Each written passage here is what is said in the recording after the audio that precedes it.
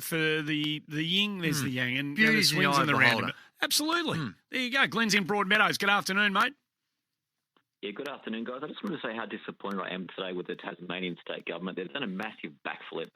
They said that they weren't going to renew Hawthorn's and North Melbourne's Tasmanian deals until there was a firm timeline in place for a Tasmanian AFL team. Today they've gone against that completely and signed another long-term agreement with the Hawthorn Football Club. Also, I think it's wrong. I think the members should get to vote on whether or not Hawthorn are selling 4 games a year. It's a fair chunk of their games. They've only got 11 home games a year, and they're selling 4.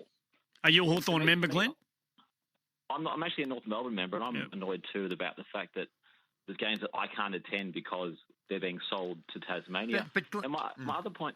But Glenn, just before you, Glenn, just before you move on that point, and correct me if I'm wrong here, but doesn't like the Hawthorn Football Club and the North Melbourne Football Club do an arrangement with other Melbourne-based teams to make up for those games in your membership?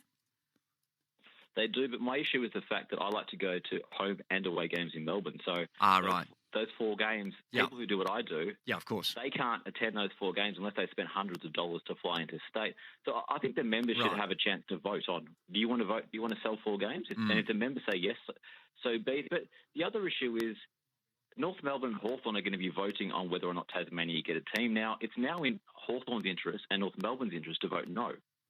So this makes it much, much harder now for Tasmania to get the vote from North Melbourne and Hawthorn. And they need over 50% of the presidents to vote yes for Tasmania.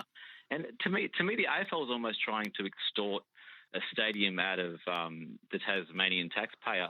The AFL has just signed a huge TV deal. If they want a stadium with a roof, surely they can build it themselves. They don't need to be going to the Tasmanian taxpayer and demanding, give us $750 million or you're not going to get an AFL team. This is such interesting conversation, the way this one's played out, I reckon. And you can have, there's so many different angles to come at the Tassie Stadium deal. They've clearly earmarked, this point down on the water. They want to do a massive redevelopment. They've done the economic impact statement. They're trying to sell it to everybody. It is going to cost a lot of money at a really difficult time for a lot of people. But there are alternatives. Yep. And